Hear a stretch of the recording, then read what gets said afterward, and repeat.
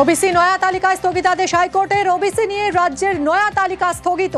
বিচারপতি তপব্রত চক্রবর্তীর ডিভিশন বেঞ্চের নির্দেশ, চাকরির জন্য 100 পয়েন্ট রোস্টারেও স্থগিতাদেশ। জুলাইয়ে ওবিসি মামলার পরবর্তী শুনানি। 2010-এর আগে 66 ওবিসি জনগোষ্ঠীর তালিকায় প্রভাব পড়বে না। কলেজ বিশ্ববিদ্যালয়ে ভর্তি, চাকরি সহ একাধিক বিষয়ে জটিলতা তৈরি হলো। কথা বলবো অর্ণবের সঙ্গে। অর্ণব, আরো একবার আমাদের জানাও আজ ডিভিশন বেঞ্চ কি নির্দেশ দিল এবং কেন্দ্র রাজ্য কি সওয়াল করলো? দেখো, মে মাস থেকে এখনো পর্যন্ত রাজ্য ওবিসি জনগোষ্ঠী নিয়ে যে নতুন নতুন বিজ্ঞপ্তি সামনে এনেছে, প্রত্যেকটা বিজ্ঞপ্তির ওপর অন্তর্বর্তী স্থগিতাদেশ চাপাল আজ কলকাতা হাইকোর্ট। বিচারপতি তপব্রত চক্রবর্তী এবং বিচারপতি রাজাশেখর মান্থার ডিভিশন বেঞ্চ এই অন্তর্বর্তী স্থগিতাদেশ থেকে তারা পর্যবেক্ষণে জানিয়েছে, রাজ্য যেভাবে হাইকোর্টের রায়ের বিরুদ্ধে রাজ্যে নতুন ওবিসি তালিকা হচ্ছে বলে এটা বিধানসভায় পেশ করেছে, কার্যত সেটা একটা অসমাপ্ত প্রক্রিয়া। অর্থাৎ পদ্ধতিগত ত্রুটি রয়েছে। রাজ্য যেভাবে এই ওবিসি তালিকা নিয়ে নতুন করে বিজ্ঞপ্তি জারি করেছে এবং এক্ষেত্রে মে মাসে 8 তারিখের পরে 27শে মে এবং জুন মাসে বেশ কিছু নোটিফিকেশন ইতিমধ্যেই রাজ্য জারি করেছে এই ওবিসি সংরক্ষণ নিয়ে। এই সমস্ত বিজ্ঞপ্তির ওপর অন্তর্বর্তী স্থগিতাদেশ চাপালো কলকাতা হাইকোর্ট। এর অর্থ রাজ্যে কলেজ, বিশ্ববিদ্যালয়, বিভিন্ন জায়গায় ভর্তি, সেটা নিটের কাউন্সিলিং হতে পারে, বিভিন্ন জায়গায় ভর্তির ক্ষেত্রে জটিলতা তৈরি হলো। কিরকম জটিলতা? রাজ্য যে বিজ্ঞপ্তি সামনে এনেছিল, এই বিজ্ঞপ্তির পর সেটা ভর্তির ক্ষেত্রে হতে পারে, সেটা নিটের কাউন্সিলিং অর্থাৎ চিকিৎসক পড়ুয়াদের ক্ষেত্রে কাউন্সিলিং এর ক্ষেত্রে ওবিসিদের সংরক্ষণ ছিল 17% রাজ্যের বিজ্ঞপ্তি অনুযায়ী। কিন্তু এখন হাইকোর্টের এই রাজ্যের বিজ্ঞপ্তির উপর স্থগিতাদেশ দেওয়ার ফলে আর নিচে ওবিসি সম্প্রদায়ের মানুষ 17% সুবিধা পাবেন না, তাদের সংরক্ষণ হয়ে গেল শুধুমাত্র 7%, অন্তত আজকের হাইকোর্টের এই অন্তর্বর্তী স্থগিতাদেশে।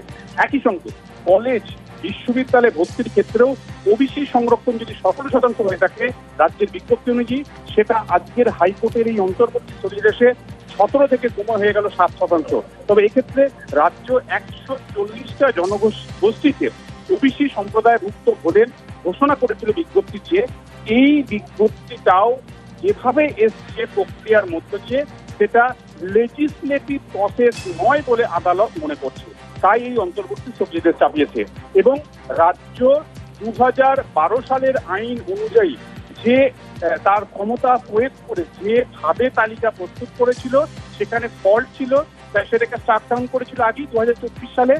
এবার রাজ্য যে বিজ্ঞপ্তি জারি করেছে সেখানেও আদালত মনে করছে পুরো প্রক্রিয়া সম্পূর্ণ হয়নি, পুরোটা লেজিসলেটিভ প্রসেসের মাধ্যমে আসেনি, যেটা হয়েছে একটা অর্থ সমাপ্ত কাজ হয়েছে, তাই অন্তর্বর্তী স্থগিতাদেশ দিচ্ছে।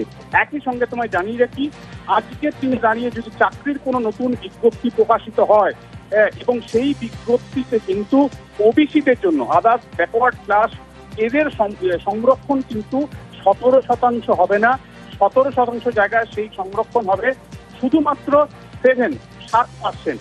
অর্থাৎ 2010 সালের আগের যে 100 পয়েন্ট রোস্টার ছিল চাকরির ক্ষেত্রে, সেই রোস্টার কিন্তু এক্ষেত্রে মানতে হবে হাইকোর্টের রায় অনুযায়ী। কারণ হাইকোর্ট বলছে, আজকে ডিভিশন বেঞ্চ বলছে, তারা 2024 সালে যে রায় দিয়েছে এবং সেই রায় এখনো পর্যন্ত সুপ্রিম কোর্ট তার উপর কোনো রকম হস্তক্ষেপ করেনি। তুমি সঙ্গে থাকো, তোমার কাছে ফিরছি। এই মুহূর্তে আমরা যোগাযোগ করেছি তৃণমূল কংগ্রেস নেতা জয়প্রকাশ মজুমদারের সঙ্গে। জয়প্রকাশ বাবু, ওবিসির নয়া তালিকায় স্থগিতাদেশ দিল আজ হাইকোর্ট ডিভিশন বেঞ্চ। ওবিসি নিয়ে রাজ্যের নয়া তালিকা স্থগিত, কি বলবেন? দেখুন, ওবিসি তালিকা করে পিছিয়ে পড়া জনজাতি বা যে সমাজের যে অংশটা বিভিন্ন গোষ্ঠী আছে, তাদের প্রতি যারা ইকোনমিক্যালি বা সোশ্যালি সামাজিকভাবে অর্থনৈতিকভাবে পিছিয়ে পড়া লোকজন, তাদের প্রতি সাহায্য করা রাষ্ট্রের কর্তব্য, যেটা সংবিধানে বলা হয়েছে। এবং সেই মতন ওবিসি তালিকা নির্ধারিত করার একটা প্রসেস, সেটা এই রাজ্য করেছে সুপ্রিম কোর্টের নির্দেশ মেনে। এবার কিছু লোক যারা কোর্টে গেছেন বলেছেন, কোর্ট আমি যতদূর জানি আজকে বলেছেন যে প্রসিজিওর ইজ নট কারেক্ট, তার জন্য কিছু কিছু পদক্ষেপ রাজ্যের নাকি নেওয়া উচিত ছিল, হতে পারে।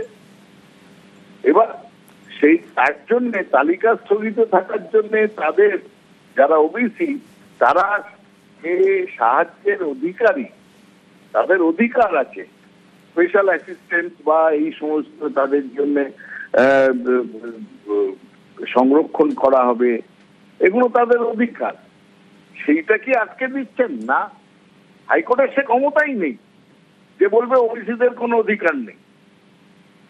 তারা বলছে প্রসিডিওর মেনে এই নতুন তালিকা করা হয়, সেটা সরকার সেটা দেখবে। আমি শুধু বলবো, যেখানে মানুষের জন্য কোর্ট না কোর্টের জন্য মানুষ, এটা বোধহয় হাইকোর্ট কয়েকটা জায়গায় বিস্তৃত হয়ে যাচ্ছেন। তারা তাদের যে অধিকার, হাইকোর্টের অধিকার, অনেক সময় মানুষের অধিকারকে অতিক্রম করছে। এইদিকে হাইকোর্ট যেন নজর দেন। তারা বলেছেন যদি প্রসিডিওর না ঠিক হয়, প্রসিডিওর ঠিক করার জন্য করতেই পারেন, সেটাও রাজ্য সরকার দেখে নেবে। কিন্তু অনেক সময় অতি সক্রিয়তার জন্য মানুষের অধিকারকে হরণ, আমার মনে হয় না হাইকোর্টের কোনো জায়গা আছে সেটা করার। অনেক ধন্যবাদ আপনাকে। শূন্য পদের তালিকা পেল এসএসসি। নবম দশমে বিষয়ভিত্তিক শূন্য পদের তালিকা চূড়ান্ত হয়েছে। 23,000-এরও বেশি শূন্য পদের তালিকা চূড়ান্ত। নবম দশমে সবচেয়ে বেশি শূন্য পদ বিজ্ঞানে।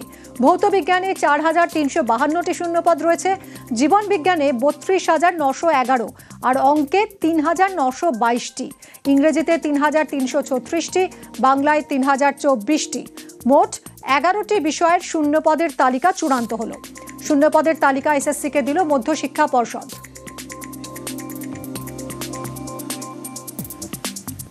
কলেজ বিশ্ববিদ্যালয়ে ভর্তি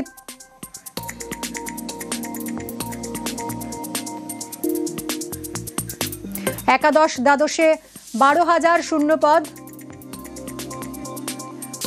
একাদশ দ্বাদশের শূন্য পদের তালিকা গেল এসএসসিতে। পলিটিক্যাল সায়েন্সের সবচেয়ে বেশি শূন্য পদ রয়েছে। পলিটিক্যাল সায়েন্সের শূন্য পদ 1,373টি, কেমিস্ট্রিতে 1,194টি, এডুকেশনে 1,147টি, বায়োলজিতে 919টি, অঙ্কে 785টি, ফিজিক্সে 881টি, ইংরেজিতে 594টি, ইতিহাসে 572টি, আর বাংলায় 390টি শূন্য পদ।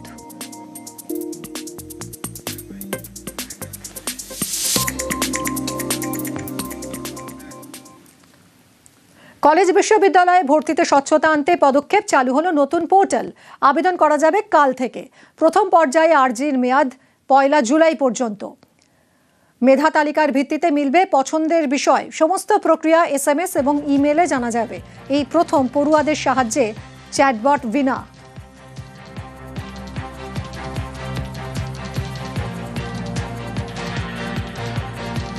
এই বছর উচ্চশিক্ষা বিভাগ 17টি সরকার পোষিত অনুমোদনকারী বিশ্ববিদ্যালয়ের অধীনে মোট 460খানা সরকারি এবং সরকার পোষিত কলেজে কেন্দ্রীয় অনলাইন পোর্টালের মাধ্যমে ভর্তির ব্যবস্থা করতে চলেছে।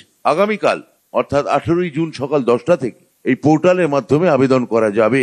এই আবেদন সম্পূর্ণ বিনামূল্যে করা যাবে। প্রথমে শিক্ষার্থীকে কিছু তথ্য দিয়ে একবার রেজিস্ট্রেশন করতে হবে। আবেদনকারী একটি ইউজার আইডি এবং পাসওয়ার্ড পাবে, যার ভিত্তিতে সে লগ ইন করতে পারবে। একজন শিক্ষার্থী সর্বোচ্চ 25টি ভর্তি হওয়ার আবেদন করতে পারবে তার পছন্দের কলেজের ক্রমানুযায়ী। সিস্টেম জেনারেটেড মেধা তালিকা প্রকাশিত হবে এই পোর্টালে। প্রথম ফেজে আবেদন করার সময়সীমা শেষ হবে 1 জুলাই। তাতে অনলাইন এই পোর্টালের মাধ্যমে সে টাকা জমা দিয়ে প্রভিশনাল অ্যাডমিশন ওই ছাত্র বা ছাত্রী নিতে পারবেন। সম্পূর্ণ স্বচ্ছতার সঙ্গে কম্পিউটারকৃত মেধা তালিকার সুবিধা নিয়ে তাদের মেধার ভিত্তিতে প্রাপ্ত সর্বোচ্চ পছন্দের কলেজে তাদের পছন্দের বিষয় নিয়ে ছাত্রছাত্রীরা পড়তে পারবেন। আমরা একটা নতুন সহায়তা এবার আনছি। আমরা এটার নাম দিয়েছি বিনা। পোর্টালে শিক্ষার্থীদের সহায়তা করতে এবার হাজির থাকবে যে চ্যাটবট, তার নাম হচ্ছে বিনা। আর্টিফিশিয়াল ইন্টেলিজেন্স বা কৃত্রিম বুদ্ধিমত্তা চালিত চ্যাটবট শিক্ষার্থীদের প্রাথমিক কিছু জিজ্ঞাসার উত্তর সঙ্গে সঙ্গে কথোপকথন বা চ্যাটের মাধ্যমে এই বিনা উত্তর দেবেন আপনাদের। ছাত্রছাত্রীদের সহায়তার জন্য 30টি টেলিলাইন বিশিষ্ট হেল্পলাইন চালু করা হচ্ছে কাল থেকে।